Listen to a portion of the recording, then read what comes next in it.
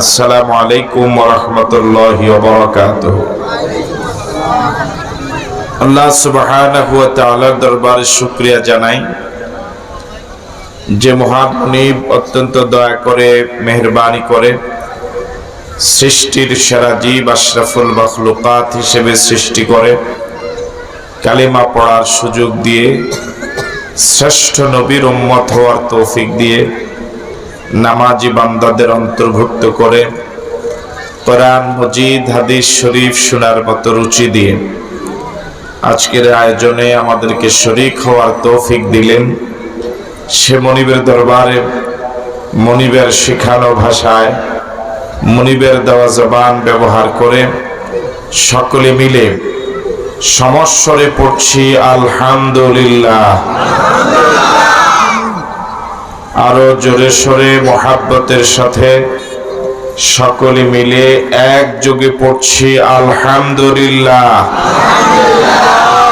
আল্লাহ সুবহানাহু ওয়া তাআলার শুকরিয়া আদায়ের পর বিশ্ব নবীর প্রতি প্রাণ ভরে আবেগ ভরা কণ্ঠে দরুদ পড়ি, যিনি আমাদের প্রিয় নবী, সর্বকালের সর্বযুগের সর্বশ্রেষ্ঠ নবী, যার আগমনে পৃথিবী ধন্য হলো, এ ধরা পরিপূর্ণ হলো, পথ হারা মানুষগুলো সঠিক পথের দিশা পেল, জাহান্নামী মানুষগুলো দলে দলে জান্নাতি হলো।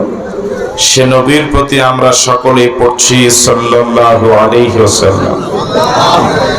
শুহাদায়ে কেরামদের আত্মার মাগফিরাত কামনা করছি। দ্বীনের জন্য যারা জীবন দিলেন, মাজলুম হয়ে কবরে গেলেন, ফরিয়াদ করছি মুনিব তুমি তাদের সকলকে শহীদ হিসেবে কবুল করো। ফেব্রুয়ারি মাস ভাষা আন্দোলনের মাস। এ মাসে আয়োজিত এই মাহফিল থেকে ভাষা সৈনিকদেরকে শ্রদ্ধার সাথে স্মরণ করি। 1952 সনে মাতৃভাষার জন্য যারা জীবন দিলেন, ইমানদার হয়ে যারা কবরে গেলেন, আল্লাহ রাব্বুল আলামিন তাদেরকে শহীদ হিসেবে কবুল করুক।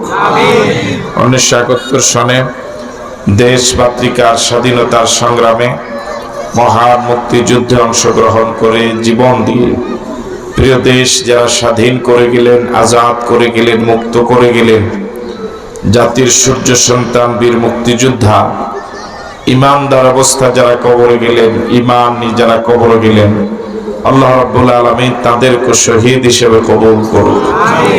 এখনো যে সকল বীর মুক্তিযোদ্ধা জীবিত আছেন, আল্লাহ রাব্বুল আলামিন তাদের সহ আমাদের সকলকে ইসলামের জন্য কবুল করুক।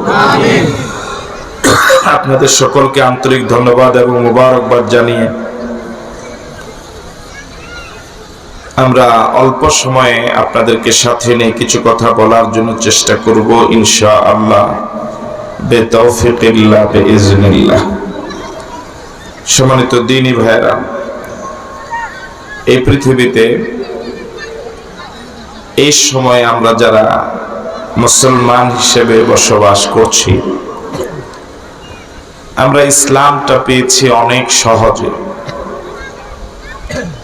ইসলামের জন্য, ইসলাম আমাদের কাছে আসা পর্যন্ত কত আল্লাহর বান্দার জীবন দিতে হয়েছে, কত হাজারো মানুষের রক্ত ঝরেছে, এই ইতিহাস আমাদের তেমন জানা নেই। এই আলোচনা এখন আমরা করিও না, শোনার মতো মানুষের অভাব।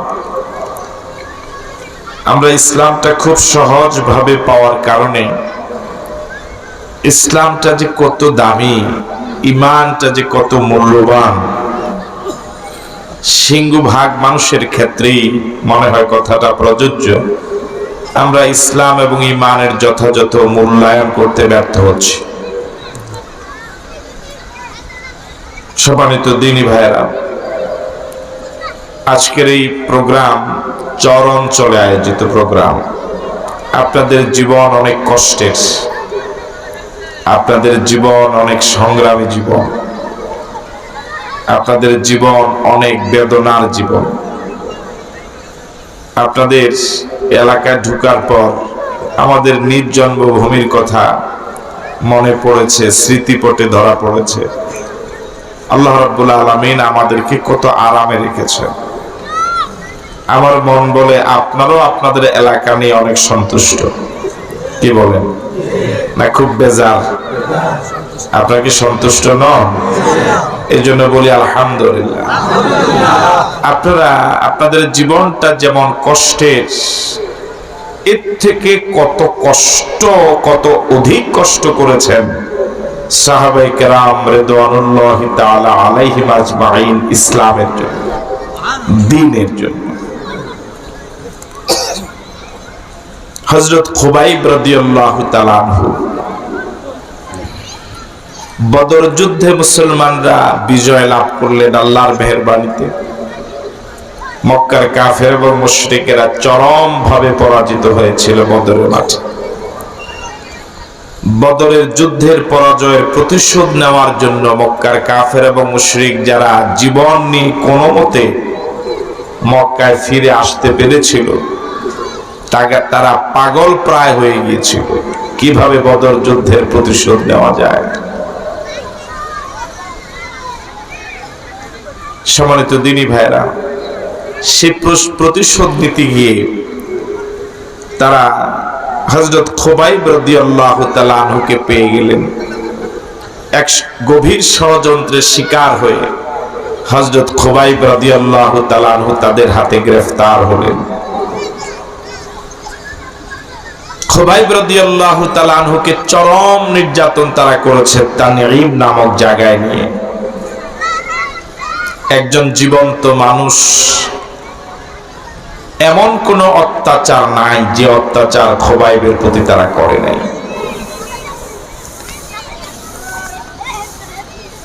এটা জীবন্ত পশু, গরু, ছাগল অথবা অন্য কোনো প্রাণী, এটাকে জীবন্ত অবস্থাকে আপনারা হাত পাও কেটে দিলে একটু কি কষ্ট লাগবে না আপনাদের? আমার কথা কি বুঝতেছেন আপনারা? একটা জীবন্ত প্রাণী গরু, ওকে জবে করলেন না, জীবিত অবস্থায় ওরা পাও কেটে দিলেন, ওর লেজ কেটে দিলেন, এটাতে ওর কষ্ট বেশি হবে না? এই দৃশ্যটা কি বেশি ভয়ানক নয়? হযরত খুবাইব রাদিয়াল্লাহু তাআলা আনহুকে মক্কার কাফের এবং মুশরিকরা এমন জুলুম নির্যাতন করেছিল, একটা প্রাণীর প্রতি, পশুর প্রতি মানুষ এরকম আচরণ করে না যে আচরণটা করেছিল হযরত খুবাইবের প্রতি। চরম নির্যাতন করেছিল খুবাইবের দেহের উপরে। একটা সময় হযরত খুবাইব রাদিয়াল্লাহু তাআলা আনহু যখন নিশ্চিত হয়ে গেলেন ওরা আর আমাকে বাঁচতে দিবে না, যখন নিশ্চিত হয়ে গেলেন, খুবাইব রাদিয়াল্লাহু তাআলা আনহু তাদের কাছে এবার জীবনের শেষ প্রান্তে একটা আরজ পেশ করলেন। বললেন, তোমরা যদি, তোমাদের যদি মন চায় আমাকে তো মেরেই ফেলবে, দুনিয়া থেকে বিদায় করেই যেহেতু দিবেন, তোমাদের কাছে একটা দরখাস্ত পেশ করি। জীবনের শেষ প্রান্তে এসে আমি আমার মালিককে দুটা সিজদা দিতে চাই, তোমাদের যদি মন চায় আমাকে 2 রাকাত নামাজের অনুমতি দাও। আল্লাহু আকবার। ওরা হযরত খুবাইবকে অনুমতি দিলেন। কিছুক্ষণ পর শহীদ হয়ে যাবেন, কিছুক্ষণ পর হযরত খুবাইবকে ওরা ফাঁসিতে ঝুলাবে। জীবনের শেষ নামাজ আদায় করার জন্য হযরত খুবাইব দাঁড়ালেন, গভীর মনোযোগ দিয়ে নামাজ পড়লেন। জীবনের শেষ সিজদা রব্বুল আলামিনের কুদরতি পায়ে দিলেন। নামাজ শেষ করে হযরত খুবাইব বললেন, নামাজে এত মজা পাচ্ছিলাম, নামাজে এত মজা পাচ্ছিলাম, নামাজটা আরো অনেক লম্বা করতে মন চাইল, কিন্তু তোমরা যারা চতুর্পাশে দাঁড়িয়ে কিছুক্ষণ পর আমাকে ফাঁসিতে ঝুলাবার প্রস্তুতি নিয়ে বসে আছো, অপেক্ষায় আছো, তোমরা মনে করবে মৃত্যুর ভয়ে আমি নামাজ, রুকু, সিজদা লম্বা করছি। এই আশঙ্কা যদি না থাকতো আমি নামাজ আরো অনেক অনেক লম্বা করতাম। আরো জোরে বলেন আল্লাহু আকবার। হযরত খুবাইব রাদিয়াল্লাহু তাআলা আনহু নামাজ শেষ করলেন। ওরা চতুর্দিক থেকে বন্য হায়নার মতো খুবাইবের উপর আক্রমণ শুরু করে দিয়েছে। একটা পর্যায়ে খুবাইব রাদিয়াল্লাহু তাআলা আনহুর কাছে ওরা প্রস্তাব পেশ করে বলল, খুবাইব তুমি তো প্রায় মৃত, প্রায় এই অবস্থায় তোমাকে জীবন বাঁচাবার জন্য চেষ্টা করব, তোমাকে ছেড়ে দিব, তবে একটা শর্তে যদি তুমি রাজি হও। শর্তটা হলো তুমি যে নবীর প্রতি ঈমান এনেছো, যে নবীর প্রচার করা কালেমা তুমি গ্রহণ করেছো, তোমার জায়গায় ওই নবী মুহাম্মদুর রাসূলুল্লাহকে এনে এখানে অত্যাচার করা হবে। এতে যদি তুমি রাজি হও তোমাকে ছেড়ে দেওয়া হবে। মনোযোগ আছে কি আপনাদের? এতক্ষণ পর্যন্ত হযরত খুবাইব রাদিয়াল্লাহু তাআলা আনহু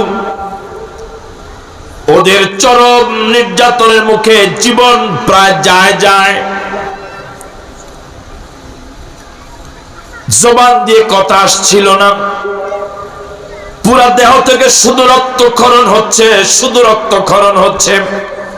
ওরা জীবন্ত অবস্থায় খুবাইবের হাত কেটে ফেললো, বাম হাত কেটে ফেললো, শরীরের বিভিন্ন অঙ্গ প্রত্যঙ্গ গুলো কেটে ফেললো। চতুর্দিক থেকে তানঈমের যুবক ছেলেরা, শিশু এবং কিশোরেরা এই দৃশ্যকে হাতে তালি দিয়ে খুব চরম আনন্দ উপভোগ করলো। এই জাতীয় যুবক তো এখনো সমাজে আছে, জোরে বলেন আছে না ভাই? ওরা চরম আনন্দ প্রকাশ করলো। খুবাইব রাদিয়াল্লাহু তাআলা আনহুর একটা অঙ্গ কেটে ফেলে ওরা আত্মচিৎকার করে অট্টহাসিতে মেতে উঠে, আরেকটা অঙ্গ কেটে ফেলে ওরা চতুর্দিক থেকে হট্টগোল করে আনন্দ করে অট্টহাসিতে মেতে উঠে। এভাবে পুরা দেহ থেকে যখন চরম রক্তক্ষরণ হচ্ছে, রূহ যায়, এমন সময় প্রস্তাব দিল, খুবাইব তোমাকে ছেড়ে দেব, তোমাকে জীবনে বাঁচতে সুযোগ দেব, তবে শর্ত হলো তোমার এই জায়গায় মুহাম্মদকে এনে অত্যাচার করা হবে। এই প্রস্তাব যখন খুবাইবের সামনে উপস্থাপন করা হলো, খুবাইব রাদিয়াল্লাহু তাআলা ওদের অত্যাচার এতক্ষণ পর্যন্ত যার দেহ থেকে রূহ যায়, পুরা দেহে বিন্দু পরিমাণ শক্তি যার থাকার কথা নয়, জবান দিয়ে যার কথা আসছিল না, তিনি এমন শক্তি কোত্থেকে পেলেন? তিনি চিৎকার দিয়ে বলে উঠলেন, ও আল্লাহর দুশমনেরা, আমার এই জায়গায় আমাকে ছেড়ে দিয়ে আমার জায়গায় মুহাম্মদকে এনে অত্যাচার করা তো দূরের কথা, আমার নবী মুহাম্মদুর রাসূলুল্লাহ সাল্লাল্লাহু আলাইহি ওয়াসাল্লামকে তোদের অপবিত্র হাত দিয়ে একটা ফুলের আঘাত যদি করো, আমি দেহে জীবন থাকতে তা বরদাস্ত করব না। জোরে বলেন আল্লাহু আকবার, আরো জোরে বলেন আল্লাহু আকবার। আমার ভাইয়ারা, আগুনে ঘি ঢেলে দিলে যেভাবে আগুন আরো বহু গুণে বেড়ে উঠে, জ্বলে উঠে, এই কথা খুবাইব রাদিয়াল্লাহু তাআলা আনহুর জবান থেকে শোনার পর ওরা, আমার ভাইয়েরা, প্রতিহিংসা পরায়ণ হয়ে উঠলো আরো অনেক গুণ বেশি। ওরা প্রতিশোধী স্পৃহায় মেতে উঠলো, বন্য হায়নার মতো হযরত খুবাইবের উপর ঝাঁপিয়ে পড়লো। হযরত খুবাইব রাদিয়াল্লাহু তাআলা আনহুকে ফাঁসিতে ঝুলিয়ে নির্মমভাবে তারা শহীদ করে দিল। ইন্না লিল্লাহি ওয়া ইন্না ইলাইহি রাজিউন। খুবাইব রাদিয়াল্লাহু তাআলা আনহুর শাহাদাতের দৃশ্য, তানঈমের যে জায়গায় খুবাইবকে ফাঁসি দেওয়া হয়েছিল, চতুর্দিক থেকে অসংখ্য মানুষ এই দৃশ্য দেখেছিল। অসংখ্য যুবক এই হত্যাকাণ্ডে ফাঁসিতে আত্মচিৎকার করে অট্টহাসিতে মেতে উঠেছিল। কিন্তু কিছু বান্দা এরকম ছিল যারা এটা মনে প্রাণে মেনে নিতে পারে নাই। আমার ভাইরা, বর্তমান পৃথিবী তো আলেম ওলামাদের উপর অত্যাচার, কিছু মানুষ আনন্দিত হলেও সিংহভাগ ওলামায়ে কেরামের উপর অত্যাচারের বেলায় ইমামদার অধিকাংশ ক্ষেত্রে খুশি হতে পারে নাই। আরো আসতে বলেন, মায়ের আসতে পারে, কথা বলে ঠিক নয় কি? একজন যুবক পাহাড়ের উপর থেকে হযরত খুবাইবের ফাঁসির দৃশ্য দেখছিলেন। তার নাম সাঈদ। নাম কি? আরো জোরে বলেন। রাগে ক্ষোভে ফেটে পড়লেন। চিন্তা করলেন, মানুষ কি এত বদ হতে পারে? মানুষ কি এত বাজে হতে পারে? মানুষ কি এত খারাপ হতে পারে, এত নির্মম হতে পারে? একটা বন্য পশুকে তো মানুষ এত নির্মম ভাবে হত্যা করতে পারে না। খুবাইব রাদিয়াল্লাহু তাআলা আনহুকে তারা যেভাবে নির্মম ভাবে হত্যা করেছে, রাগে ক্ষোভে ফেটে পড়ছে। পাহাড়ের উপর থেকে খুবাইবের অত্যাচারের দৃশ্য দেখে নিজে নিজে সিদ্ধান্ত নিয়েছে, খুবাইব যে কালেমা পড়ে, যে কালেমা পড়ার অপরাধে খুবাইবের উপরে জাতীয় নির্যাতন হয়েছে, আমি সাঈদ সে কালেমা পড়ব। জোরে বলেন আল্লাহু আকবার। এক শহীদের রক্তে হাজার শহীদ জন্ম নেয়। আর আসতে কোন ঠিক কি? জুলুম নির্যাতন যত বাড়ে, ইমানদারের ইমান তত তেজি হয়। এই বুড়ায় ভালো বলতেছে, জোয়ানরা বলে না। কথা বলেন ঠিক নয় কি? আপনারা সংগ্রামী মানুষ, নদী ভেঙ্গেছে, মনোবল হারান নাই, নদীর পাশে এসে বাড়ি করেছেন, ঠিক কি না? মনোবল আমাদের মতো যদি হতো আপনারা পারতেন না। আমরা দুর্বল মানুষ, যেহেতু বিপদ আপদ মোকাবেলা করে করে আপনারা অভ্যাস গড়ে উঠেছেন। অনেক সংগ্রামী মানুষ, অনেক সংগ্রামী মানুষ আপনারা জীবনের সাথে সংগ্রাম করে করে পর্যন্ত এসেছেন। যে কোনো সময় আবার নদী আপনাদের বাড়িঘর নিয়ে যেতে পারে, এই আশঙ্কা তো আপনাদের ভিতরে আছে। আমার ভাইয়েরা, এরকম কিছু ইমানদার পৃথিবীতে আছে যারা ইমানের পরীক্ষা দিয়ে দিয়ে এরকম পরীক্ষিত হয়ে গিয়েছে, ফাঁসির কাস্টে ঝুলতে আপত্তি করে না। আরো জোরে বলে ঠিক নয় কি? এক শহীদের রক্তে হাজার শহীদ জন্ম নেয়, এক ইমানদারের রক্তে হাজার ইমানদার জন্ম নেয়। খুবাইব রাদিয়াল্লাহু তাআলা আনহুর শাহাদাতে অসংখ্য খুবাইব জন্ম নিয়েছে। এর মাঝে একজন হলেন হযরত সাঈদ রাদিয়াল্লাহু তাআলা আনহু। আল্লাহু আকবার। তিনি কালেমা পড়লেন, কত দুঃসাহস তার! এমন দৃশ্য দেখে হযরত খুবাইব রাদিয়াল্লাহু তাআলা আনহু বলেন, এই দৃশ্য দেখার পর অনেক রাত আমি ঘুমাতে পারি নাই, অনেক দিন আমি খেতে পারি নাই। যখনই ঘুমাতে যেতাম, যখনই হাঁটতে যেতাম, তখনই কল্পনার জগতে ওই চিত্রটা ভেসে আসতো। কিভাবে পারলো ওরা খুবাইবের গায়ে এমন অত্যাচার নির্যাতন করতে। একটা সময় বাজারে গিয়ে হযরত সাঈদ রাদিয়াল্লাহু তাআলা আনহু মক্কার কাফের এবং মুশরিকদের একটা বিশাল সমাবেশে ওদেরকে ডেকে ঘোষণা করলেন যে খুবাইবকে তোমরা অত্যাচার করেছো, তোমাদের সামনে আমি ঘোষণা করছি, আশহাদু আল্লা ইলাহা ইল্লাল্লাহু ওয়া আশহাদু আন্না মুহাম্মাদান আবদুহু ওয়া রাসূলুহু। জোরে বলেন না আল্লাহু আকবার। এমন কালেমা তো আমরাও পড়ছি না, পড়ি নাই? কথা বলে না, পড়ি নাই?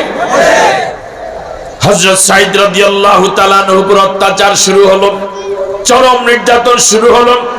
একটা সময় হযরত সাঈদ রাদিয়াল্লাহু তাআলা আনহু চরম জুলুম এবং নির্যাতন সহ্য করে করে এক ফাঁকে মদিনায় হিজরত করে চলে গেলেন। ধীরে ধীরে বড় হলেন, রাসূলের সাথে অনেক যুদ্ধে অংশগ্রহণ করেছেন, আবু বকরের যুগে অনেক যুদ্ধে অংশগ্রহণ করেছেন। হযরত ওমর রাদিয়াল্লাহু তাআলা আনহু এই সাঈদ খুবাইব রাদিয়াল্লাহু তাআলা আনহুর রক্তে শাহাদাতের ফোঁটা জমিনে পড়ার কারণে যে সাঈদ কালেমা পড়ে ইমানদার হলেন, ওই সাঈদ রাদিয়াল্লাহু তাআলা আনহুকে হযরত ওমর ফারুক রাদিয়াল্লাহু তাআলা আনহু তার খেলাফত কালে হিমস নামক একটা প্রদেশের গভর্নর বানালেন। আল্লাহু আকবার। কোন জায়গার গভর্নর বানালেন? হিমস। বলুন, আরো জোরে বলুন। একটা এলাকার নাম। এই এলাকার নাম কি?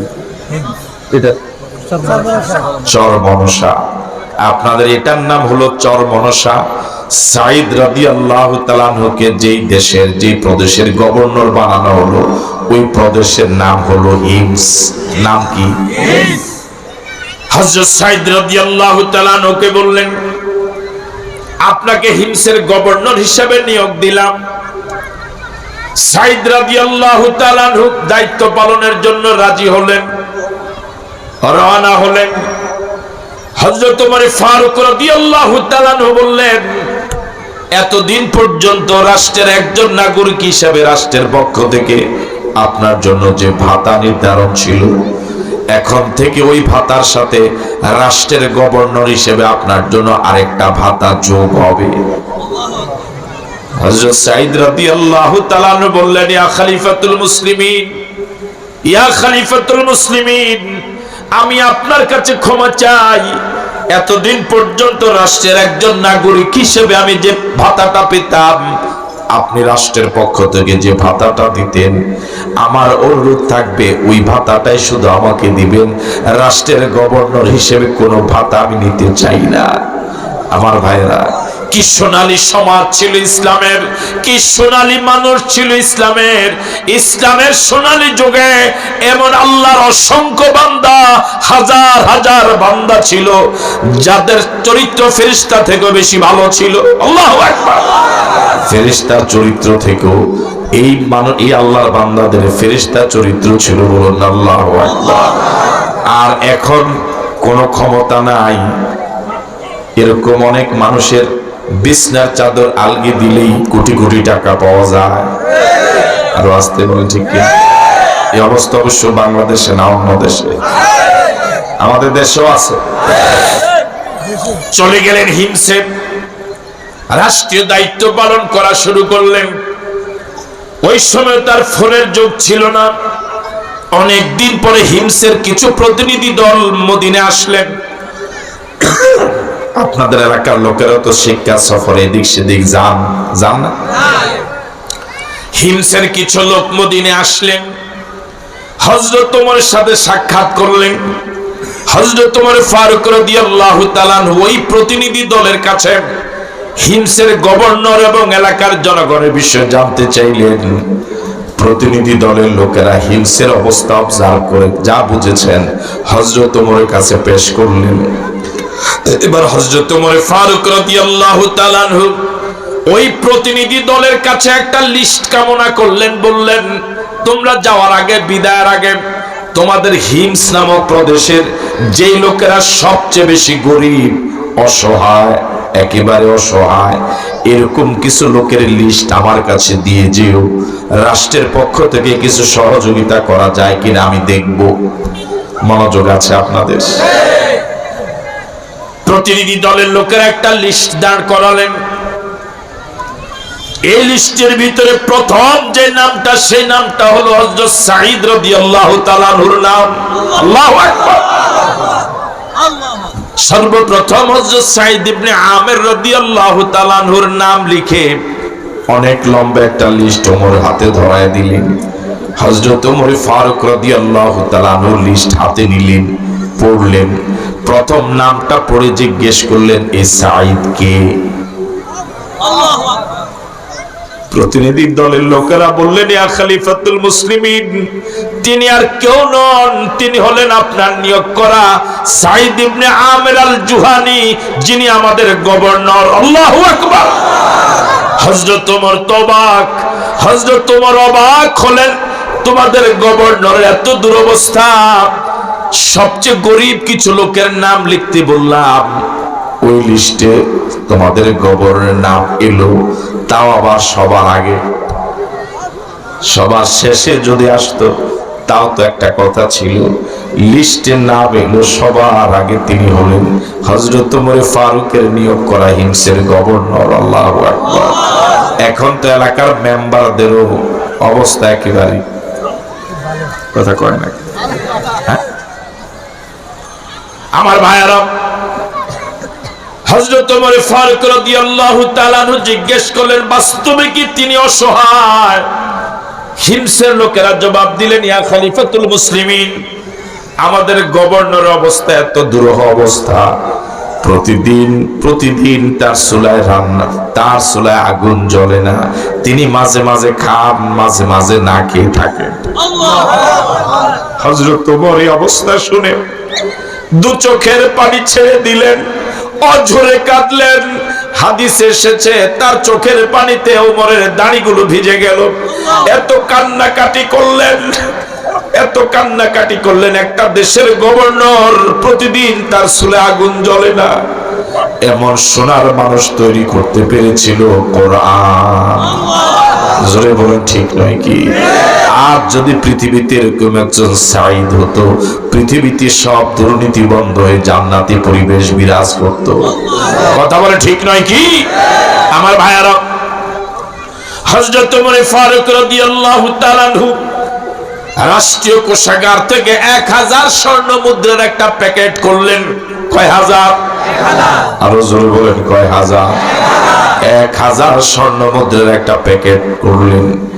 এবার ওই প্রতিনিধি দলের হাতে 1000 স্বর্ণ মুদ্রার ওই প্যাকেটটা দিয়ে বললেন, তোমরা যখন এলাকায় ফিরে যাবে তোমাদের গভর্নর সাঈদকে আমার সালাম বলবে, আর আমার পক্ষ থেকে সাঈদের হাতে এই উপহারটা তুলে দিবে।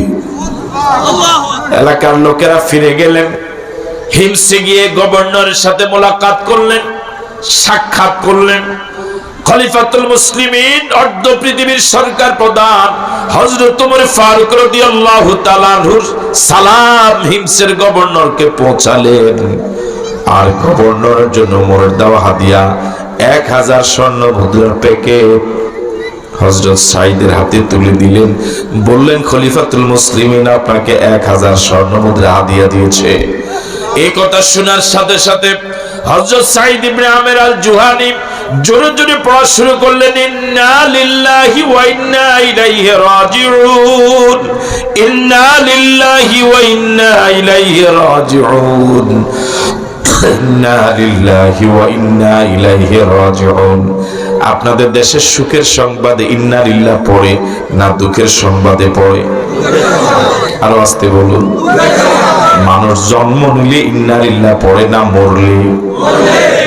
হযরত সাঈদ ইবনে আমির আল জুহানি যখন পড়ছিলেন ইন্না লিল্লাহি ওয়া ইন্না ইলাইহি রাজিউন, তার স্ত্রী ভিতরের রুম থেকে আওয়াজ দিয়ে বললেন, কাছে এসে বললেন, আপনি যে ইন্না লিল্লাহ জোরে জোরে পড়ছেন, মদিনা থেকে যে প্রতিনিধি দল এসেছে তারা কি খলিফাতুল মুসলিমিনের ইন্তেকালের সংবাদ নিয়ে এসেছে?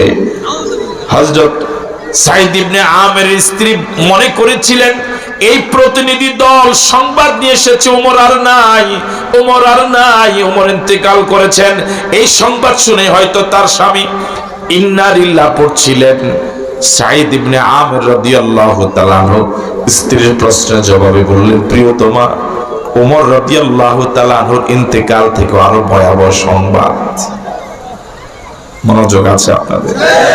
এবার তার স্ত্রী বললেন, তাহলে কি কোন মুসলিম দল কোন যুদ্ধে চরমভাবে পরাজিত হয়েছে, শত শত মুসলমান নিহত হয়েছে, শহীদ হয়েছে, এমন সংবাদ কি আপনার কাছে এসেছে? হযরত সাঈদ ইবনে আমির আল জুহানি বললেন, না প্রিয়তমা, কোন যুদ্ধে মুসলমান পরাজিত হওয়া থেকে মারাত্মক সংবাদ। এবার তার স্ত্রী জিজ্ঞেস করলেন, সে সংবাদটা আমি জানতে চাই। এবার হযরত সাঈদ ইবনে আমির আল জুহানি বললেন, দাখালাত আলাইয়াদ দুনিয়া লিতুফসিদা আখিরাতি, দাখালাত আলাইয়াদ দুনিয়া লিতুফসিদা আখিরাতি। ও প্রিয়তমা, আমি এতদিন পর্যন্ত তিল তিল করে পরকালের সুদীর্ঘ জীবনের জন্য যে পুঁজি সংগ্রহ করে ঘরে জমা করে রেখেছিলাম, আমার ওই পুঁজি ধ্বংস করার জন্য আমার ঘরে দুনিয়া ঢুকে গিয়েছে। আমার ঘরে এমন দুনিয়া ঢুকে গিয়েছে যে দুনিয়ার কারণে আমার বিগত দিনের সব পুঁজিগুলো, পরকালের পুঁজিগুলো ধ্বংস হয়ে যাচ্ছে। হযরত সাঈদ ইবনে আমির আল জুহানির স্ত্রী বললেন, যত দ্রুত পারেন এই বিপদটাকে ঘর থেকে বিদায় করে দেন। আরো জোরে বলেন আল্লাহু আকবার। বুঝেন নাই মনে হয় কথা? হযরত সাঈদ বললেন, দাখালাত আলাইয়াদ দুনিয়া লিতুফসিদা আখিরাতি, আমার ঘরে দুনিয়া ঢুকে গিয়েছে আমার আখিরাতকে বরবাদ করে দেওয়ার জন্য, আমার আখিরাতকে বরবাদ করে দেওয়ার জন্য, আমার আখিরাতকে বরবাদ করে দেওয়ার জন্য। এই কথা শুনে ব্যাখ্যা জানার আগেই স্ত্রী বললেন, প্রিয়তম স্বামী, যত দ্রুত পারেন দুনিয়াটাকে ঘর থেকে ঝাঁটাইয়া বের করে দেন। আমরা দুনিয়াকে বের করে দিব, আখিরাত যেন বের না হয়। জোরে বলেন আল্লাহু আকবার। এই জাতীয় স্ত্রী যদি কারো কপালে জুটে, এর থেকে খুশকিসমত আর কি হতে পারে?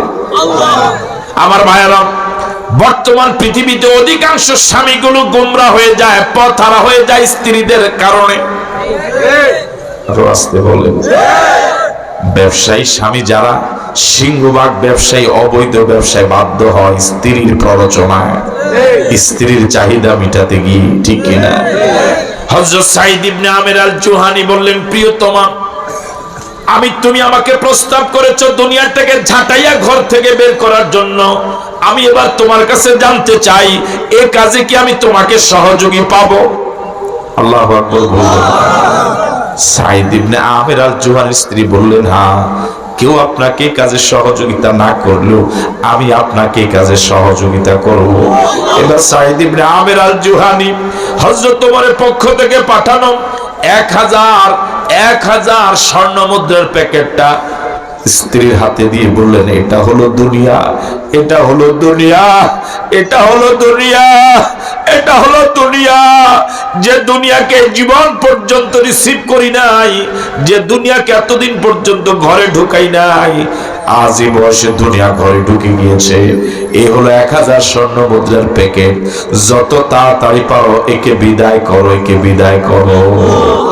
জোরে বলেন আল্লাহু আকবার। হযরত সাঈদ ইবনে আমির আল জুহানীর স্ত্রী 1000 স্বর্ণ মুদ্রা এলাকার গরিব গোরাদের মাঝে বিলি করে ঘরটাকে জান্নাত মুখী করে দিলেন। সুবহানাল্লাহ। আমার ভাইয়েরা, কি ত্যাগ ছিল সাহাবায়ে কেরামের! দুনিয়ার কোনো লোভ ছিল না। আল্লাহ রাব্বুল আলামিন বলেন, বাল তুসিরুনাল হায়াতাদ দুনিয়া ওয়াল আখিরাতু খায়রুন ওয়া আবকা। তোমরা দুনিয়াকে প্রাধান্য দিচ্ছ, বরং আখিরাতের থেকে অনেক ভালো, অনেক দামি, অনেক স্থায়ী। দুনিয়া ভালো না আখিরাত ভালো?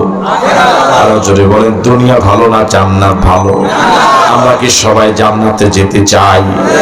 সাহাবায়ে কেরাম শুধু টাকা পয়সার লোভকে সামলান নাই, শুধু টাকা পয়সা বিসর্জন দেন নাই, নিজের জীবনটা পর্যন্ত বিলিয়ে দিয়েছেন। আল্লাহু আকবার।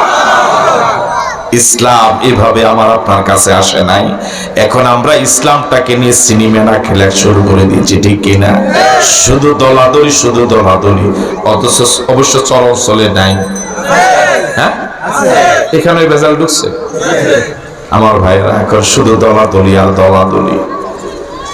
আল্লাহ রাব্বুল আলামিন হাবিব মুতার প্রান্তরে যুদ্ধ হবে ঘোষণা করলেন। কি পরিমাণ স্যাক্রিফাইস ছিল সাহাবায়ে কেরামের! জীবনের সবচেয়ে দামি হায়াত যেটা, সম্পদ যেটা, সেটা বিলিয়ে দিয়েছিলেন। এক মুহূর্ত দেরি করে নাই। আল্লাহু আকবার। মুতার প্রান্তরে লড়াই হবে। একদিকে 1 লাখ রোমান সৈনিক, আরেকদিকে মুসলমান মাত্র 3000। কয় হাজার মিলে? একদিকে কয় লাখ? দেখেন, এই বুড়া এখনো বলেনি ওজন। একদিকে কয় লাখ, আরেকদিকে মুসলমান কয় হাজার। আমাদের দেশে কাছাকাছি সংখ্যা বুঝাতে বলে 19-20, আর একটু বেশি ব্যবধান হলে বলে 17-14। 1 লাখ আর 3000, এটা কি 19-20, 17-14 না আরো ব্যবধান? একদিকে 1 লাখ রোমান সৈনিক, আরেকদিকে মাত্র 3000। এই যুদ্ধে আল্লাহর নবী নিজে যাবেন না, সাহাবায়ে কেরামকে রিক্রুট করে জমায়েত করে আল্লাহর নবী যুদ্ধের দিক নির্দেশনা দিলেন। এবার সেনাপতির নাম ঘোষণা করবেন। রাসূল বললেন, এই যুদ্ধে প্রথম সেনাপতির দায়িত্ব পালন করবে আমার পালক ছেলে যায়েদ। দ্বিতীয়ত সেনাপতির দায়িত্ব পালন করবে আমার চাচাতো ভাই জাফর ইবনে আবি তালেব।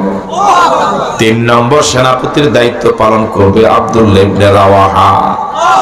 আপনাদের কাছে প্রশ্ন, একটা যুদ্ধের সেনাপতি কয়জন লাগে? বলে না কয়জন? রাসূল ঘোষণা করলেন কয়জনের? রাসূল 3 জনের নাম ঘোষণা করে ক্ষান্ত হন নাই। আল্লাহ নবী বললেন, ও আমার সাথীরা, আমি 3 জনের নাম ঘোষণা করেছি, 4র্থ জন তোমরা নিজেরা নিয়োগ করে নিবা। তার মানে হলো তিনজনের কারো বুঝার বাকি নাই। আল্লাহ নবী যেহেতু বলেছেন তিনজনের নাম আমি ঘোষণা করেছি, তো চতুর্থ জন তোমরা নিজেরা নির্বাচন করবা। এই তিনজনের বুঝার বাকি নাই। এই তিনজনের একজনও মুতার প্রান্তর থেকে জীবিত ফিরবে না। আরো আসতে বলেন আল্লাহু আকবার। আজকের মাহফিলের সিংহভাগই বয়স্ক মানুষ, এই জন্য আওয়াজ এমন। যুবকের আওয়াজ দিয়ে বলো তো আল্লাহু আকবার। এবার যুবক বুড়া সবাই বলেন আল্লাহু আকবার। আল্লাহ পাকের হাবিব মুহাম্মদ আরবি তিনজনের নাম ঘোষণা করে বললেন, যাও বাড়ি ফিরে যাও, আপনজনদের কাছ থেকে বিদায় নিয়ে আস। হযরত যায়েদ রাদিয়াল্লাহু তাআলা বললেন, ইয়া রাসূলুল্লাহ, আপনি আমার পিতা, আপনি নাম ঘোষণা করেছেন। আমার মা আয়েশা সিদ্দিকা রাদিয়াল্লাহু তাআলা আনহা হুজরা থেকে শুনেছেন। আমি আর কার কাছ থেকে বিদায় নেব? এই পৃথিবীতে বিদায় নেওয়ার মতো তো আমার আর কেউ নেই, আমি রাজি। আল্লাহু আকবার বলবেন। হযরত জাফর ইবনে আবি তালেব চলে গেলেন বাড়িতে। গিয়ে দেখেন স্ত্রী আল্লাহর কালাম তেলাওয়াত করে। বললেন, একটু কোরআন শরীফ তেলাওয়াত কিছু সময়ের জন্য বন্ধ রাখো। আল্লাহর নবী মুতার প্রান্তরে আমার নাম সেনাপতি হিসেবে ঘোষণা করেছেন। আমি তোমার কাছ থেকে বিদায় নিতে এসেছি, আমাকে তুমি ক্ষমা করে দিও। দাম্পত্য জীবনে হয়তোবা কোনো কষ্ট দিয়ে থাকতে পারি, মাফ করে দিও। আমাকে হাসি মুখে বিদায় করে দাও। স্ত্রী বললেন, আল্লাহ নবী আপনাকে সেনাপতি হিসেবে নিয়োগ দিয়েছেন, আমি নিষেধ করতে পারবো না। তবে আমি দোয়া করছি, আল্লাহ ও আমার আল্লাহ, মুতার প্রান্তর থেকে আমার প্রিয়তম স্বামীকে গাজী বানাইয়া জীবন্ত আমার ঘরে ফেরত দিও। হযরত জাফর ইবনে আবি তালেব তার হাতে যে তলোয়ার ছিল, তলোয়ারের উল্টা পিঠ দিয়ে স্ত্রীর মুনাজাতরত হাতের উপরে মৃদু আঘাত করে বললেন, হাত নামাও। উল্টা দোয়া করো না, তোমার এমন উল্টা দোয়া আমার আল্লাহ কবুল করবে না। ও প্রিয়তমা, তুমি কি জানো আল্লাহ নবী তিনজন সেনাপতির নাম ঘোষণা করেছেন, আমার নাম দ্বিতীয় নম্বরে। আমার আগেও একজন, আমার পরেও একজন। তুমি নিশ্চিত থাকো ও প্রিয়তমা স্ত্রী, তুমি নিশ্চিত থাকো, মুতার প্রান্তর থেকে তোমার স্বামীর লাশ আসবে। হযরত জাফর ইবনে আবি তালেব রওনা হলেন। স্ত্রী কাটা কবুতরের মতো ছটফট করলেন। যাওয়ার সময় প্রিয়তমা স্ত্রীকে একটা ওসিয়ত করে বলে গেলেন, আমি চলে যাচ্ছি, আমি রেখে যাচ্ছি আমার ছেলে মেয়েগুলোকে, সন্তানগুলোকে তোমার কাছে আমানত। তোমার প্রতি একটা নসিহত করি, ওসিয়ত করি। আমি যে আল্লাহর জন্য জীবন দিতে যাচ্ছি, আমি যে আল্লাহর জন্য জীবন দিতে যাচ্ছি, আমার রেখে যাওয়া ছেলে মেয়েগুলোকে তুমি আমার আল্লাহর জন্য যেন তারা জীবন দিতে প্রস্তুতি নিতে পারে, এইভাবে তুমি তৈরি করো। আল্লাহু আকবার। আমি যে আল্লাহর জন্য জীবন দিতে যাচ্ছি, আমার ছেলে মেয়েগুলোকে তুমি সে আল্লাহর পথে চালাইও। এমন বাবা পৃথিবীতে কয়জন আছে? এখন অনেক বাবা তো ছেলের হাতে টিভির রিমোট তুলে দেয়। এরকম বাবা সমাজে আছে না নাই? চলে যাচ্ছেন হযরত জাফর ইবনে আবি তালেব। স্ত্রী কাটা কবুতরের মতো ছটফট করলেন। পিছন দিক থেকে ছেলে মেয়েগুলোকে আব্বা আব্বা বলে কত যে রোনা জারি করলো। হযরত জাফর ইবনে আবি তালেব একবারের জন্য পিছনের দিকে ফিরে তাকায় না, কারা কান্দে। আজ ইসলামটা আমরা পেয়েছি খুব সহজভাবে। এখন পীরে পীরে দ্বন্দ্ব, দলে দলে দ্বন্দ্ব, এই মসজিদে ওই মসজিদে দ্বন্দ্ব, শুধু ভাগাভাগি, শুধু দলাদলি। কখনো কি ভেবে দেখেছি কত হাজার আল্লাহর বান্দার জীবন বিলিয়ে দেওয়া লেগেছে, কত আল্লাহর বান্দার জীবন এবং সম্পদের বিনিময়ে আজ আমরা ইসলাম পেয়েছি। তিনজনের মাঝে গেল কয়জন? আর আছে কয়জন? আরো জোরে বলেন কয়জন? হযরত আব্দুল্লাহ ইবনে রাওয়াহা বাড়ি গেলেন। যুবক মানুষ, ও যুবকেরা মনোযোগ দিয়ে শুনুন। জাফর ইবনে আব্দুল্লাহ ইবনে রাওয়াহা যুবক মানুষ বাড়ি গেলেন। এ রাত ছিল তার বাসর রাত। মাত্র বিয়ে করেছেন, এখনো বাসর হয় নাই। কি কঠিন রাত! কি কঠিন সময়। বাড়িতে গিয়ে উঠোনে দাঁড়িয়ে শুনলেন সদ্য নববিবাহিতা স্ত্রী আল্লাহর কালাম তেলাওয়াত করে। উঠানে দাঁড়িয়ে আওয়াজ দিয়ে বললেন, সালাম দিলেন, বলেন আমি তোমার স্বামী আব্দুল্লাহ ইবনে রাওয়াহা, কিছু সময়ের জন্য আল্লাহর কালাম তেলাওয়াত একটু বন্ধ করো। আল্লাহর নবী মুতার প্রান্তরে আমাকে সেনাপতি হিসেবে নিয়োগ দিয়েছেন। তুমি আমার সদ্য বিবাহিত স্ত্রী, এখনো বাসর হয়নি, তোমার কোনো হক আমি আদায় করতে পারি নাই। দাম্পত্য জীবনে তোমার কোনো হক আমি আদায় করতে পারি নাই। আমি তোমার কাছ থেকে ক্ষমা নিতে এসেছি, আমাকে মেহেরবানি করে তুমি ক্ষমা করে দিও। হাসরের ময়দানে মালিক আমার আল্লাহর কাছে আমার বিরুদ্ধে তুমি মামলা দিয়ে আমাকে আসামি করো না। প্রিয়তমা স্ত্রী চোখের পানি ছেড়ে দিয়ে বললেন, আল্লাহ নবী আপনাকে যুদ্ধের সেনাপতি নিয়োগ দিয়েছেন, এটা তো আমার কপালে কত খুশকিসমত, আমার স্বামী যুদ্ধের সেনাপতি। আল্লাহু আকবার। আমি আপনাকে বারণ তো করবই না, একটাবার একটু শুধু ঘরে আসেন, আমি আপনাকে একটু দেখে রাখতে চাই। হযরত আব্দুল্লাহ ইবনে রাওয়াহা বললেন, না, ঘরে যাব না, আমি তোমার ঘরে যাব না। স্ত্রী বললেন, একটাবার একটু ঘরে আসেন, আমি কথা দিচ্ছি প্রেম নিবেদন করব না। ঘরে আসলে আমি আবেগ তাড়িত হব না, আমি আবেগ তাড়িত হব না, প্রেম নিবেদন করব না। হযরত আব্দুল্লাহ ইবনে রাওয়াহা বললেন, না প্রিয়তমা স্ত্রী, আমি ঘরে যাব না। আব্দুল্লাহ ইবনে রাওয়াহার স্ত্রী বললেন, একটাবার মেহেরবানি করে ঘরে আসুন, আমি মদিনার এক সুন্দরী নারী, আপনি আমাকে কখনো দেখেননি, আমি আপনাকে দেখলাম না, আমি শুধু আপনাকে একটু দেখে রাখতে চাই, যাতে করে হাসরের ময়দানে আপনাকে স্বামী হিসেবে আমি চিনে নিতে পারি। হযরত আব্দুল্লাহ ইবনে রাওয়াহা বললেন, না প্রিয়তমা স্ত্রী, যাব না। তুমি যদি ধৈর্য ধারণ করে থাকতে পারো, আর তোমার নিয়ত যদি সহি হয় যে আল্লাহর জন্য তোমার স্বামী জীবন দিতে যাচ্ছে, ওই আল্লাহ তোমাকে আমাকে স্বামী স্ত্রী হিসেবে পরিচয় করায় দিবে। জোরে বলেন আল্লাহু আকবার। ও কলিজার টুকরা যুবকেরা, অপ্রিয় যুবকেরা, অপ্রিয় যুবকেরা, সদ্য নববিবাহিতা স্ত্রী, সুন্দরী রূপসী সুরসী স্ত্রীকে, বৈধ স্ত্রীকে রেখে চলে যাচ্ছে যুদ্ধের ময়দানে জীবন দেওয়ার জন্য। এমন স্ত্রীর আবেগ প্রবণ কথা প্রত্যাখ্যান করতে কয়জন স্বামী পারবে? এখনকার যুবকেরা এই জাতীয় প্রস্তাব প্রত্যাখ্যান করা তো দূরের কথা, প্রেমিকার ফোনের মিস কলই তো প্রত্যাখ্যান করতে পারে না। আওয়াজ দেখুন ঠিক কিনা? শুধু কল নয়, মিস কলই তো কি করা যায় না, প্রত্যাখ্যান করা যায় না। এই যে 14 তারিখ ভ্যালেন্টাইন্স গেল, আপনাদের এলাকায় পালন হয়েছে? হ্যাঁ, এই দেখো হয়েছে। আমার ভাইয়েরা, বর্তমান পৃথিবীতে সবচেয়ে মারাত্মক বিপদের নাম হলো করোনা। নাম কি? বিগত দিনেও মহামারী ধরা পড়েছে পৃথিবীতে, বসন্ত, কলেরা, কিন্তু বেশি দিন স্থায়ী হয় নাই।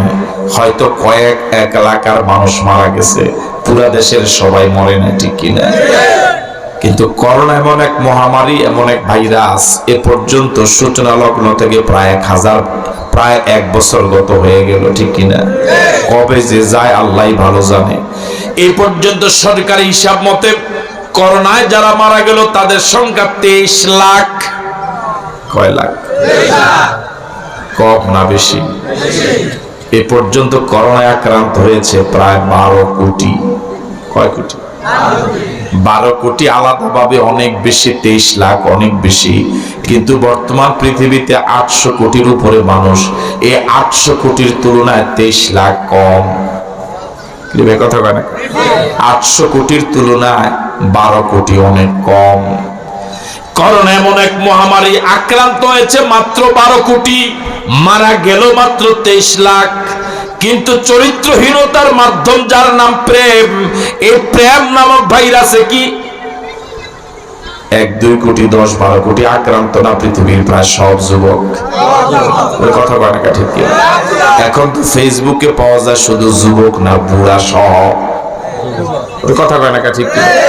এখন শুধু যুবক না, এই প্রেম রোগে, এই ভাইরাসে আক্রান্ত বুড়া সব। কথা বলে ঠিক নয় কি? তাহলে করোনা থেকেও, প্রেম নামক এই মহামারী করোনা ভাইরাস থেকেও মারাত্মক। আপনাকে আমার সাথে একমত? করোনায় যদি কেউ মারা যায় ঈমান নিয়া, জান্নাতি না জাহান্নামী? করোনা তো একটা রোগ, অন্যান্য রোগ যেমন করোনাও তেমন। করোনায় মারা গেল ঈমান আছে, জান্নাতি না জাহান্নামী? কিন্তু চরিত্রহীন জেনাকর হয়ে মারা গেল, জান্নাতি না জাহান্নামী? তাহলে কি বোঝা গেল? করোনা থেকেও এই চরিত্রহীনতার এই ভাইরাস অনেক বেশি ক্ষতিকর, ঠিক নয় কি? এই 14 তারিখ বিশ্ব বেহায়া দিবস সহ এই জাতীয় দিবস এবং অন্যান্য দিবসে প্রতিদিন কত যে জেনা ব্যভিচার সংগঠিত হয়, আমার মন বলে পুরা পৃথিবী যেন জেনার মহাসাগরে ডুবে গেছে। আপনাকে আমার সাথে একমত? আল্লাহ তুমি আমাদের দেশ এবং জাতিকে ব্যভিচার থেকে হেফাজত করো। আরো জোরে বলেন আমিন। ওয়াজ দিয়া জেনা ব্যভিচার বন্ধ করা যাবে না। এই পৃথিবীতে যদি অন্য অপরাধ মুক্ত করা লাগে, একমাত্র মহৌষধ হলো এই জমিন যার, আইন চলা লাগবে তার। কথা বলে ঠিক নয় কি? এই জমিন কার? আরো জোরে বলেন লিল্লাহি মা ফিস সামাওয়াতি ওয়া মা ফিল আরদ। শুধু জমিন নয়, আকাশ এবং জমিনে যত সম্পদ আছে সব সম্পদের মালিক কে? আওয়াজ দিয়ে বলেন আল্লাহ। আবার বলেন আল্লাহ। আরেকবার বলুন আল্লাহ। আমার ভাইরা, জমিন কার? আল্লাহর জমিনে আমার আইন দিয়া যদি চলে, শান্তি আসবে না অশান্তি? এখানে যে ইউটিউবারদের এই কি বলে এটাকে, এটার নাম কি, ক্যামেরা গুলো, এর সম্পর্কে আমার কোনো আইডিয়া নাই। আমি যদি এর মাঝে কোনো পরামর্শ দেই, এটা কার্যকর হবে? এটা কি যথাযথ হবে? এটা কিভাবে ফিট করলে, কিভাবে লাগাইলে ভালো চলবে, ভালো দেখা যাবে, ভালো রেকর্ড হবে, এটা ওরা জানে, আমি জানি না। কেন? এই ব্যাপারে আমার কোনো অভিজ্ঞতা। জমিন আল্লাহর, আল্লাহর আইন কিভাবে চললে, কোন আইনে চললে মানুষ শান্তিতে থাকবে, মরলে জান্নাতি হবে, এটা সরকার বলবে? এটা বিরোধী দল বলবে? এটা বলবে কে? আর জোরে বলেন কে? সুতরাং আল্লাহর জমিন আল্লাহর আইনে চলবে, এটাই স্বাভাবিক কথা, এটাই যুক্তিসঙ্গত কথা। এখন পৃথিবী কি আল্লাহর আইনে চলে না আল্লাহ বিরোধীদের আইনে চলে? আর জোরে বলুন। আমরা কি চাই আল্লাহর জমিন আল্লাহর আইনে চলুক? আমরা কি চাই? কারা কারা চাই একটু হাতটা তুলে কে দেখানো যায়? আল্লাহ কবুল করে বলি আমিন। ইসলামের আলো, আল কোরআনের আলো,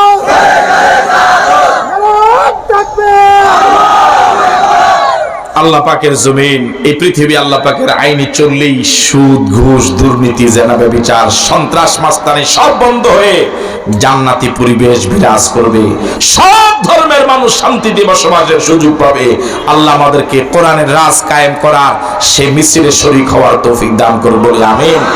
যারা কোরআনের রাজ কায়েমের কথা বলে, আল্লাহ পাক আমাদেরকে তাদের সমর্থন করার তৌফিক দান করে বলি আমিন। আল্লাহ পাক আমাদেরকে তার গোলাম হিসেবে কবুল করুক।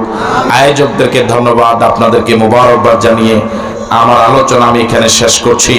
ইউটিউবারদেরকেও ধন্যবাদ জানাচ্ছি। ওমা তৌফিকে ইল্লা বিল্লাহ। আসসালামু আলাইকুম ওয়া রাহমাতুল্লাহি ওয়া বারাকাতুহু।